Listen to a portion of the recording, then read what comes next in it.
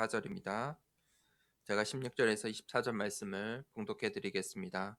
너희를 위하여 같은 간절함을 기도의 마음에도 주시는 하나님께 감사하노니 그가 권함을 받고 더욱 간절함으로 자원하여 너희에게 나아갔고 또 그와 함께 그 형제를 보내었으니 이 사람은 복음으로써 모든 교회에서 칭찬을 받은 자요. 이뿐 아니라 그는 동일한 주의 영광과 그의 원을 나타내기 위하여 여러 교회의 택함을 받아 우리가 맡은 은혜의 일로 우리와 동행하는 자라. 이것을 조심함은 우리가 맡은 이 거액의 연보에 대하여 아무도 우리를 비방하지 못하게 하려 함이니 이는 우리가 주 앞에서뿐 아니라 사람 앞에서도 선한 일에 조심하려 함이라.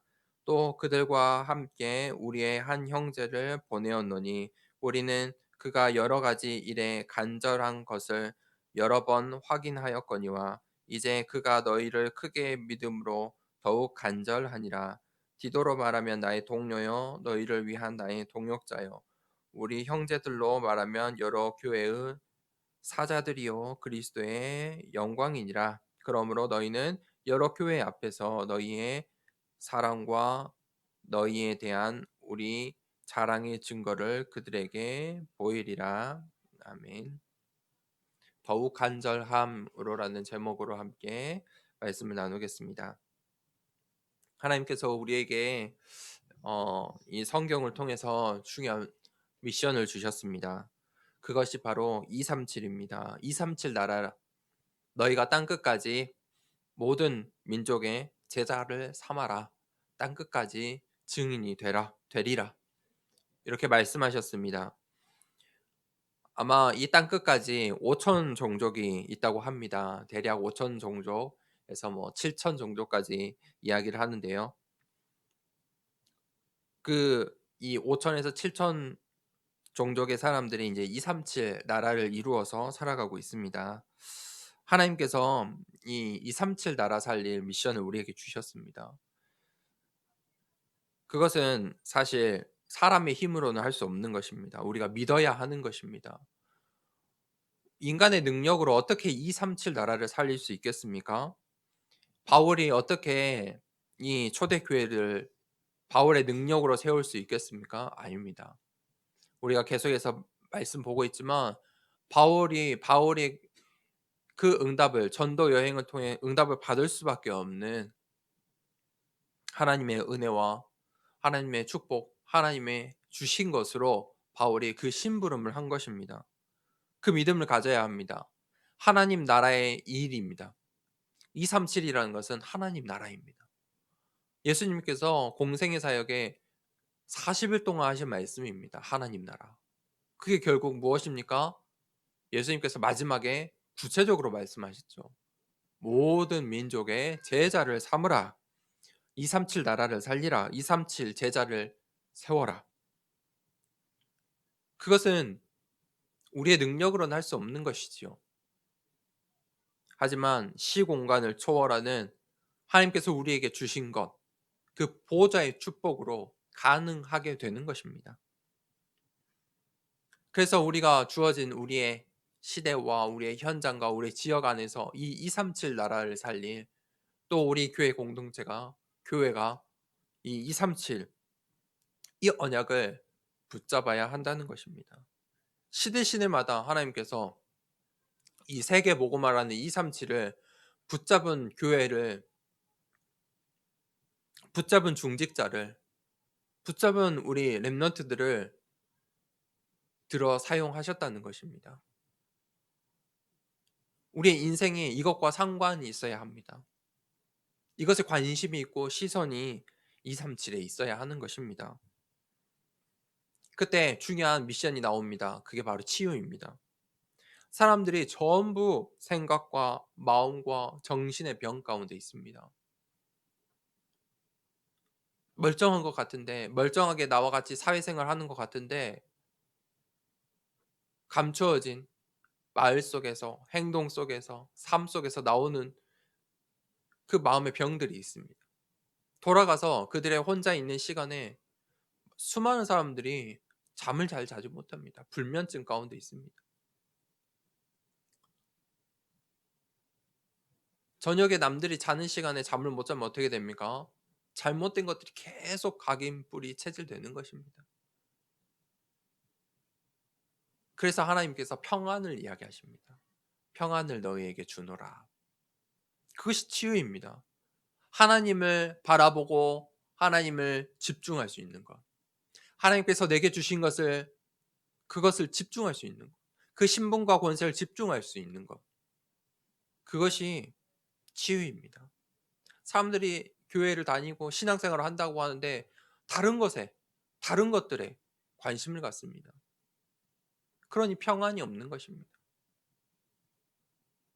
그때 하나님께서 우리에게 서밋의 응답을 주십니다. 서밋의 응답은 24시를 누리는 것입니다. 24시 하나님과 함께하는 그 속에서 나오는 힘을 갖는 것입니다. 내가 24시 하나님과 함께할 수 있는 힘, 그것이 바로 사실 영역 아니겠습니까? 영적인 힘입니다.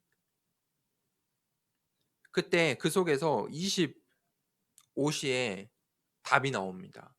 사람들이 알지 못하는 답을 알게 됩니다. 답을 찾아내게 되는 것이죠. 그때 우리가 영원의 축복을 다른 사람들이 알 수 없는 영원이라는 축복, 하나님 나라 천국의 축복, 영원이라는 축복, 이 언약의 여정이라는 영원의 축복 속에 대열 속에 서게 되는 것입니다. 오늘 첫 번째 대지에 이 237 치유 서밋을 누린 제자들이 나옵니다. 같은 간절함, 더욱 간절함. 자, 16절에서 17절에 이렇게 나오지요. 16절에 너희를 위하여 같은 간절함을 디도의 마음에도 주시는 하나님께 감사하노니.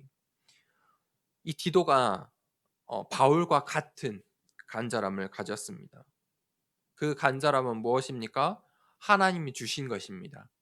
하나님이 주신 간절함을 이 디도가 가진 것입니다. 그가 바울과 함께하는 동역자였죠.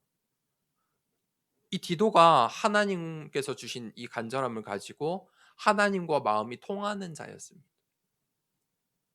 그리고 그것이 바울과 또 전도자와 통한 것입니다. 마음이 통한다는 것입니다. 하나님과 전도자 바울과 마음이 통하는 자. 디도가 그러한 은혜를, 그러한 축복을 받았습니다. 바울이 그것에 디도와 같은 마음을 품고 같은 간절함을 갖는다는 것에 감사했다. 동일한 간절함, 이게 무엇입니까? 언약입니다. 하나님께서 주시는 언약입니다. 하나님께서 주시는 언약이 전부 다른 것 같고 교회들의 다른 것 같고 나라마다 다 다른 것 같지만 사실은 다른 게 아닙니다. 같은 간절함. 우리에게 주신 언약 무엇입니까? 237 치유 서밋. 같은 간절함입니다. 이것을 갖지 않으면 다른 것입니다. 방향이 다른 것이죠. 간절함이 다른 거예요. 언약이 다른 거예요. 다르면 함께 할 수 없겠죠. 그런데 이 디도가 바울과 같은 간절함을 가졌다. 하나님께서 이 237을 계속해서 성경 처음부터 끝까지 말씀하시는데 모든 민족의 제자 삼으라. 그때마다 이것을 할 수 있는 늘 팀을 주셨습니다. 개인은 할 수 없는 일입니다. 아무리 훌륭한 사람이라도 어찌 혼자서 개인 한 사람이 237을 살려낼 수 있습니까? 불가능합니다. 우리는 시공간을 초월할 수 없습니다. 그런데 하나님께서 시대마다 시공간을 초월하는 능력을 주셔서 팀, 이 전도할 수 있는 팀, 그 원네스의 축복을 주시는 게 도단성 운동입니다. 모여드는 것입니다. 미스바 운동입니다. 초대교회 공동체를 계속해서 하나님께서 세우시고 하나로 묶어주셨습니다. 또 우리가 보고 있는 이 바울의 전도 여행팀, 전도 순회팀, 전도팀입니다. 그것이 바로 RUTC 운동이라고 하는 것입니다. 그 RUTC 운동에 미션을 주신 겁니다. 단어를 붙인 거지만 지금 같은 흐름 속에 있는 것 아니겠습니까? 237 세계보고마 그것을 위해서 함께하는 것입니다. 그것이 아니라면 함께할 이유가 없는 것입니다. 한 방향인 이유가 없겠죠. 우리 교회만 잘하면 되겠죠. 내 가족만 잘 살면 되고 우리 교회만 잘 되면 돼. 그런데 그것이 아니라는 것입니다. 하나님께서 원하시는 것 그게 따로 있습니다. 그것이 언약의 흐름입니다. 그 언약의 흐름 속에서만이 원네스가 될 수 있습니다. 다른 것으로 원네스가 될 수 없어요.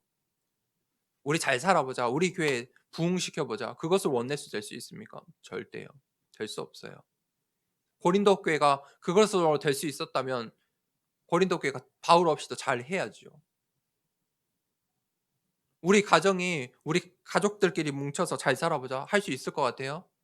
할 수 없어요. 우리로 될 수 없어요. 나의 것으로 나로 될 수가 없다니까요. 그것으로 하나 될 수가 없어요. 사람들은 절대 하나 될 수 없어요. 언약으로만 하나님께서 주신 것으로만 하나가 될 수 있어요. 오늘 바울과 디도가 하나가 된 거예요. 한 팀이 된 거예요. 그러니 이 디도가 다시 이 중요한 시간표에 다시 고린도 교회로 재파송하기를 자원하는 거예요. 제가 가겠습니다. 어려운 현장이었잖아요. 어려운 현장, 어려운 미션이지만 자원해서 가는 거예요. 그것이 바로 성령의 인도예요. 그것이 성령의 인도예요. 하나님이 원하시는 일이에요. 그것이 마음이 통하니까 바울이 감사한 거죠. 그런데 거기에서 그치지 않아요. 디도가 어떤 마음을 가졌죠? 17절에 그가 권함을 받고 더욱 간절함으로 자원하여 너희에게 나아가고 더욱 간절함으로 이 디도가 237의 언약을 붙잡은 거예요. 그것을 디도가 자신의 천명, 소명, 사명으로 붙잡았어요.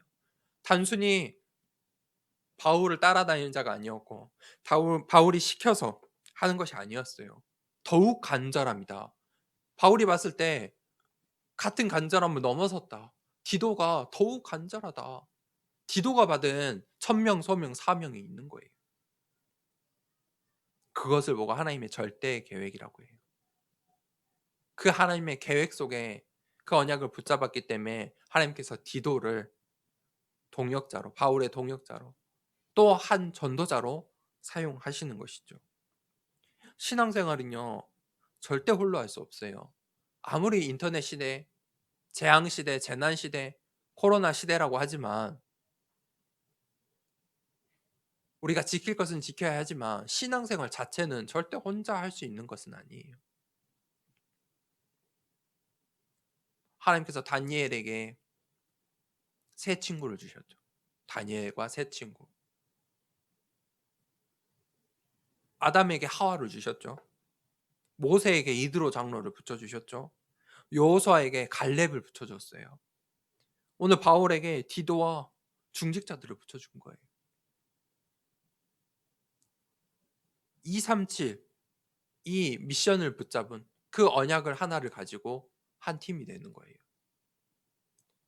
그게 바울의 순회 선교였어요. 어떻게 순회 선교를 할 수 있었냐? 언약이 동일하기 때문에 원네스가 된 것이죠.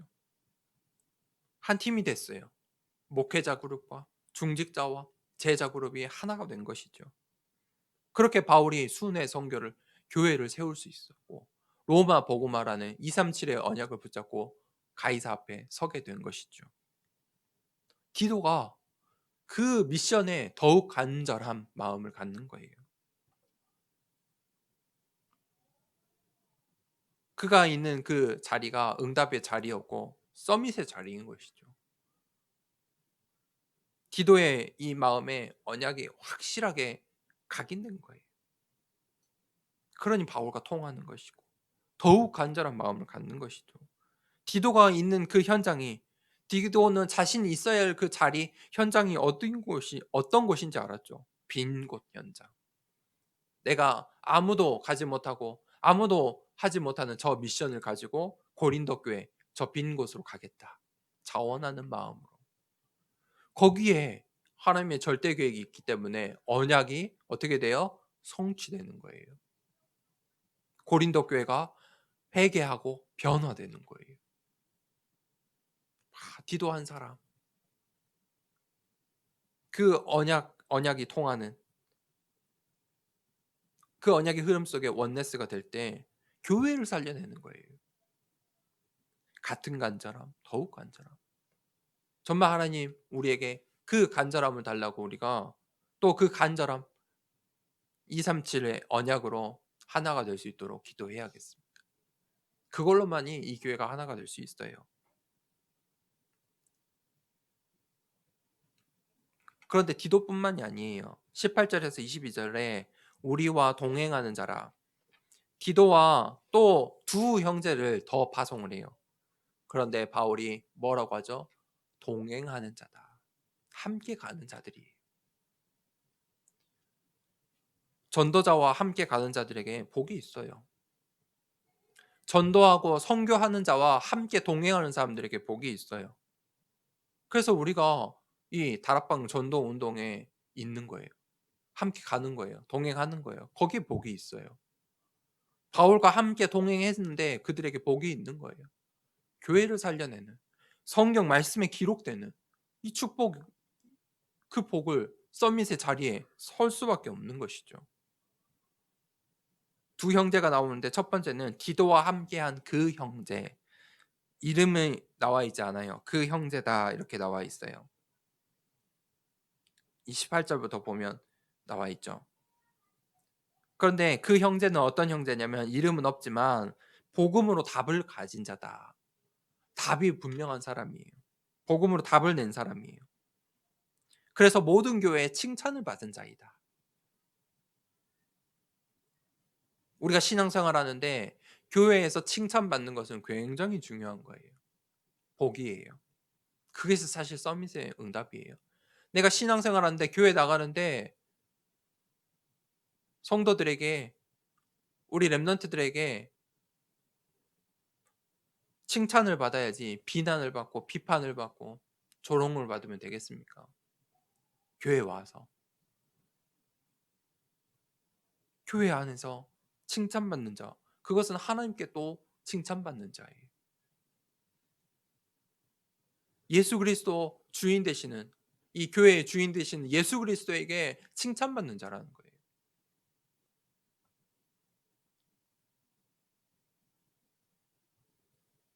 19절에 주의 영광과 우리의 원을 나타나기 위하여 이렇게 나와 있죠. 택함을 받았다. 주님의 영광과 우리의 원이란 말은 무슨 말이죠? 우리가 원하는 것, 지금 우리의 미션, 언약을 말하죠. 우리의 그 미션을 위해서 택함을 받았다.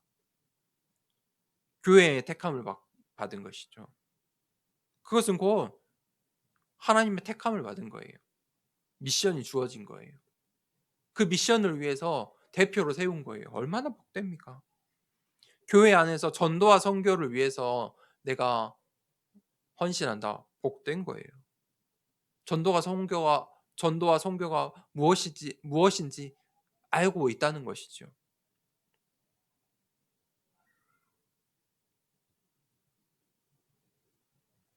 그들과 동행한 거예요.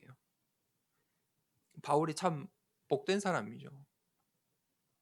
이런 만남의 축복이 많았어요. 언약과 하나님의 영광을 위해 전도와 선교를 위해 같은 길을 가고 있는 거예요. 동행하고 있죠. 같은 길을. 계속 그렇게 이야기했죠. 19절에도 그는 동일한 주의 영광과 우리의 원을 나타내기 위하여 같다는 거예요. 그것을 지금 이야기하고 있어요. 그렇게 이 두 형제를 디도와 두 형제를 더 보내는 이유가 있어요. 그게 무엇이죠? 거에게 이 20절에 보면 거에게 연보를 헌금을 지금 수납하러 가는 거예요. 그렇죠? 헌금에 대한 이야기를 했죠. 저번 주에. 그 헌금을 수납하러 가는데 거액이란 말이에요. 많았다는 거예요. 고린도 교회가 그런 교회였어요. 사실 힘 있는 교회였어요. 대표적인 교회 역할을 다시 회복한 것이죠. 그러면서 아무도 비방받지 않도록, 교회 안에 밖에 비방받지 않도록, 오직 그 일이, 그 헌금이 하나님께 기쁨이 되고 영광이 될 수 있도록 대표할 만한 사람들이다. 대표할 만한 제자들이다. 두 번째 형제가 나와요. 22절에 나오죠. 또 그들과 함께 우리의 한 형제를 보내었노니 우리는 그가 여러 가지 일에 간절한 것을 여러 번 확인하였거니와 이제 그가 너희를 크게 믿음으로 더욱 간절하니라. 이 두 번째 이 형제도 간절하다. 바울이 그렇게 말하고 있어요. 바울이 그 형제를 보면서 간절함을 가진 자이다. 무슨 말이에요? 미션을 가졌다는 거예요. 미션에 간절함을 가진 거예요. 237을 그냥 237일 해야 되구나. 세계복음만 해야 되구나가 아니고 그것에 간절함을 가진 자이다. 왜 하나님께서 전도 운동하는 교회를 축복하시냐? 거기에 간절함을 가진 거예요. 말해요. 다른 교회들도 다 전도 이야기하고 교회 선교도 이야기하고 해요. 간절함이 다른 거예요. 간절함. 237라는 단어를 딱 언약으로 간절함으로 붙잡으라는 거예요. 그 언약의 흐름, 언약의 여정 속에 있는 자이다. 그것을 여러 번 확인하였다.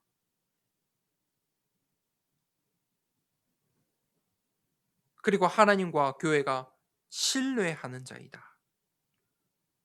믿을 수 있는 자라 이 말이죠. 하나님께서 믿을 수 있는 자예요. 하나님께서 믿을 수 있는 중직자로, 하나님께서 믿을 수 있는 렘넌트로, 하나님께서 믿을 수 있는 목회자로, 선교사로 그 신뢰를 얻는다는 것은 중요한 것이죠. 또 교회가 믿을 수 있는 자, 신뢰할 수 있는 자.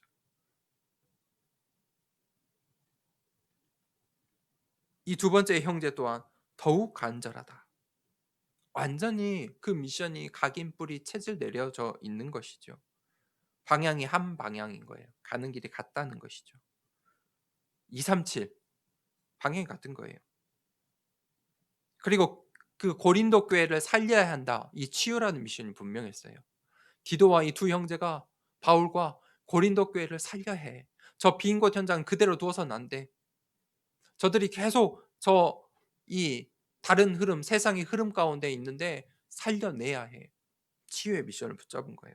그러니 그들이 서밋의 응답을 받아요. 그 한 교회를 살려내고 지역을 살려내고 하나님께 영광 돌리는 그 서밋의 응답의 자리에 서게 되는 것이죠. 그 언약의 여정을 함께 간다. 그것이 동행이에요. 우리와 동행하는 자라. 하나님께서 우리에게 주신 이 237 치유 서밋 이 언약의 여정에 동행하는 자라. 하나님께서 이렇게 언약을 주시는데 다른 이야기를 하는 거예요. 똑같은 성경인데 해석을 다르게 하고 있는 거예요. 다른 소리를 하는 거예요. 맞는 말이에요. 맞는 말 같은데 다른 말을 하고 있다니까요. 얼마나 안타까워요.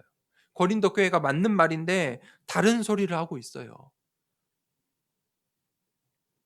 바울이 이렇다 저렇다 이걸 해야 된다 저걸 해야 된다 지금 다른 거예요. 하나님께서 가이사 앞에 서야 하리라 로마도 보아야 하리라 237의 미션을 주셨는데 그것이 통하지 않는 것이죠. 그래서 그 일을 위해서 고린도 교회를 그 시급한 저 현장 빈 곳 현장을 살리기 위해서 디도와 두 형제가 나아가는 것이죠. 세 번째 대지입니다. 나의 동역자여 교회의 사자들이요 그리스도의 영광이니라. 그게 누구예요? 디도예요. 자, 복되죠. 바울이 이렇게 나의 동역자, 교회의 사자요 그리스도의 영광이니라. 이러한 칭함을 받는다는 것 자체가 복이죠. 디도와 이 두 형제가 이런 복을 받은 거예요. 서밋의 자리에 있는 것이죠. 바울에게 이 디도는 굉장히 중요한 제자였어요. 동료다. 동료라는 말은 무슨 말이죠? 같은 일을 한다는 거예요. 어떤 같은 일을 해요? 하나님 나라의 일. 하나님 나라의 일이라고 하나님 나라라고 이야기하는데 사람들이 다른 걸 하고 있어요. 하나님 나라의 일. 무엇이죠? 237 치유 서밋을 위한 지금 같은 일을 하고 있는 거예요. 로마 복음화를 위해서 같은 미션을 붙잡은 거예요. 거기에 믿음과 신뢰가 있는 거예요. 그게 동료예요. 믿지 못하고 신뢰하지 못하는데 어떻게 동료입니까? 같은 길을 갑니까? 그럴 수 없죠. 우리가 전도자를 우리에게 말씀을 주시는 전도자를 목회자를 믿고 신뢰하고 따라가는 거예요. 그 속에 237에는 전도와 선교의 방향이 있다면 복이 있는 거예요. 저절로 서밋의 자리에 서게 되는 거예요. 근데 그 방향이 다르다면 어떻게 되겠습니까? 고린도 교회 같이 될 수밖에 없다는 거예요. 이 디도는 어떤 사람이에요? 너희를 위한 나의 동역자이다. 고린도 교회를 살려내. 지금 고린도 교회 너희 교회를 위해서 하나님께서 나에게 붙여주신 나의 동역자이다. 너희 고린도 교회를 살려내 중요한 미션을 전달할 동역자이다. 하나님 나라의 동역자야. 디도는요 안디옥의 이방인 출신이에요. 지금 고린도 교회가 어떤 문제가 있었죠? 이 유대인들, 유대인들이 자신들의 것, 나야, 나의 것, 우리를 주장했잖아요. 그런데 그 속에 이방인 출신 그리스도인, 이 안디옥에서 바울에게 복음을 받은 무할례자 이 디도를 보낸 거예요. 그런데 디도가 그 현장에 갈 때 어떻겠습니까? 디도의 마음이 어땠을까요? 쉽진 않았을 거예요. 그런데 그가 이 언약이 분명한 거예요. 이 디도는요 복음을 받고 바울에게 복음을 받고 바울과 일평생 함께 동행했던 사람이에요. 그리고 바울이 가장 중요하게 생각하는 사역지에 늘 디도를 보냈어요. 가장 어렵고 가장 믿을 만한 사람이 필요한 사역지에 디도를 보냈어요. 그리고 디도와 마지막 사역까지. 그게 이제 디도서거든요. 마지막 사역 그 미션을 함께 했어요. 동역한다는 것은 잠깐 하는 것이 아니죠. 일시적으로 하는 같이 일시적으로 잠깐 같이 있는 것이 동역이 아니에요. 영원한 미션을 함께 붙잡는 거예요. 따로 있더라도 몸이 멀리 있더라도 영원한 미션을 붙잡는 게 동역이에요. 같이 있는데도 이 미션이 다르면 동역할 수가 없겠죠. 원네스가 될 수 없어요.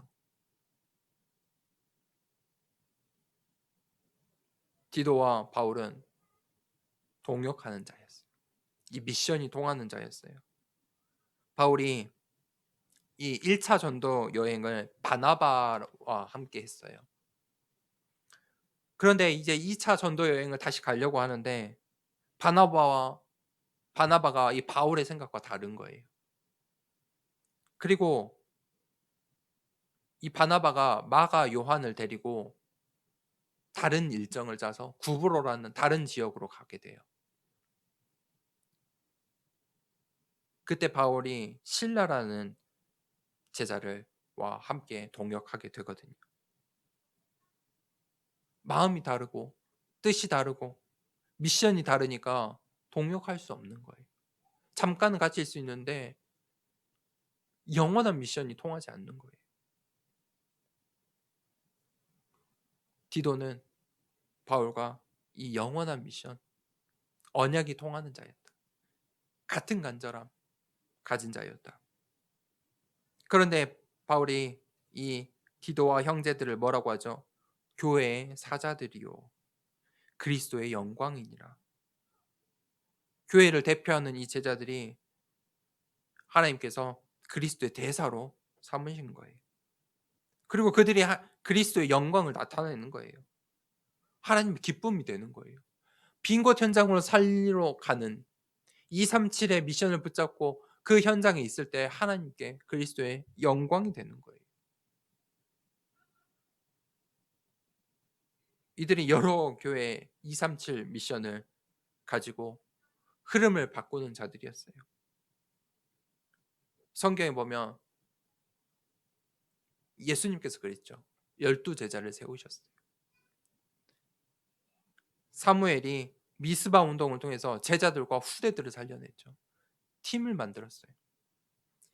엘리사가 도단성에서 이 렘넌트들을 모았죠. 숨겨둔 제자들을 모았어요. 바울이 각 교회의 제자들, 중직자들, 후대들을 살려냈죠. 팀을 만들었어요.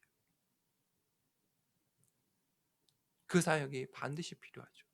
무엇 때문에 필요해요? 나 혼자서 할 수 없기 때문에. 나 혼자서는 237 치유, 서밋의 응답을 받을 수 없기 때문에 하나님께서 팀의 축복을 주신 거예요. 그것이 바로 RUTC 운동이에요. 그 흐름 속에 있을 때 오늘 이 바울이 기억하고 바울이 칭찬할 만한 하나님께서 그리스도의 영광으로 부른 인생이 되는 거예요. 그게 바로 디도와 오늘 두 형제예요. 결론을 내리겠습니다. 우리가 이 237 미션을 붙잡아야 돼요. 이 전도와 선교거든요. 그것을 내 인생의 미션으로, 내 인생의 흐름으로 바꿔내셔야 돼요. 그렇지 않아도 이 땅에서 하나님 자녀로 살 수 있어요. 전도와 선교 상관없이도 교회 할 수 있어요. 부흥할 수 있어요. 할 수 있어요. 근데 하나님께 영광은 되지 못해요. 하나님께서 원하시는 것은 아니에요. 인간의 방법을 쓸 수밖에 없어요. 인간의 머리를 써야 할 거예요. 전도와 선교 없이 내 인생이 잘 살려면 인간의 방법을 무진장 쓰셔야 돼요. 전도와 선교와 상관없이 내가 서밋의 자리에 서려면 열심히 해야 돼요. 최고 열심히 하셔야 돼요. 내가 전도와 선교 없이 우리 교회가 부흥하길 원한다면 인본주의를 가득가득 써야 돼요. 하나님과 상관없기 때문이에요. 그런데 하나님께서 원하시는 237 미션에 우리가 시선만 둬도 내가 그 현장에 있기만 해도 반드시 하나님께서 열매를 맺으셔요. 그게 옥토밭이에요. 그 옥토밭에 하나님이 원하시는 그 현장에 빈 곳 현장에 있을 때 하나님의 말씀들이 떨어지고 열매가 30배, 60배, 100배 맺어지는 거예요. 그 인생의 흐름을 바꿔라. 두 번째, 하나님께서 우리에게 치유의 현장을 주셨어요. 사람들을 만나잖아요. 하나님께서 우리에게 주신 이 모든 만남은 전부 이유가 있어요. 하나도 빠지지 않고 이유가 있어요. 그런데 그 만남 속에 우리의 현장에 영적인 눈으로 봐야 돼요. 우리가 왜 전도를 못 합니까? 왜 전도의 열매가 맺어지지 않습니까? 이유가 있어요. 하나님의 시간표와 맞지 않는 거예요. 하나님의 시간표가 맞지 않는 거예요. 하나님께서 시급한 현장, 시급한 사람이 있어요. 하나님께서 예비하신 만남이 있어요. 그걸 놓쳐서 그래요. 지나쳤어요. 언제 지나쳤을까요? 내가 못 본 거예요. 못 봤으니까 지나친지도 모르는 거예요. 치유의 현장이 있어요. 시급한 현장이 있어요. 그것이 막 드러나는 사람들이 마음의 병, 정신의 병, 육신의 병을 가진 사람들이에요. 반드시 그 사람들은 반응이 와요. 힘드니까. 내가 가진 문제가 힘드니까. 내 육신이 힘들고 내 마음이 당장 저녁에 잠을 못 자고 있으니까 그 사람들에게 복음을 전해야 돼요. 전달만 하면 돼요. 노력하지 않아도 돼요. 한마디의 포럼만 해도 돼요. 치유의 현장이 있어요. 그것이 빈 곳이에요. 빈 곳을 봐야 돼요. 남들이 다 아웅다웅하고 있는 현장 말고요. 빈 곳이 있어요. 남들이 쳐다보지 않는 버려진 현장이 있어요. 죽어가는 그 현장들이 있어요. 그 현장, 그 현장에 치유가 필요하다. 그 답만 내려도 열매가 맺어지게 되어 있어요. 그 전도의 열매 속에 내 인생의 복, 서밋의 자리에서는 응답까지 있는 거예요. 거기에 빛의 경제의 축복이 있어요. 우리 더사랑교회 성도님들이 내가 받을 응답으로 결단을 내리셔야 돼요. 어디에 있든지 내가 이 응답 받으셔야 돼요. 이 현장을 볼 수 있어야 돼요. 세 번째, 그때 내가 준비할 게 있어요. 그게 바로 서밋의 상태예요. 서밋의 상태. 내 심령이 옥토의 맛인지, 가시밭인지, 길가인지 늘 나의 영적인 상태를 점검하셔야 돼요. 이 세상에 어떤 문제가 와도 상관없을 영적 서밋의 상태를 갖추고 있어야 돼요. 그때 하나님의 시간표가 씨앗이 떨어졌을 때, 뿌려졌을 때 열매를 맺는 거예요. 그것이 되지 않으니 씨앗은 뿌려주는데 열매가 맺지 않는 거예요.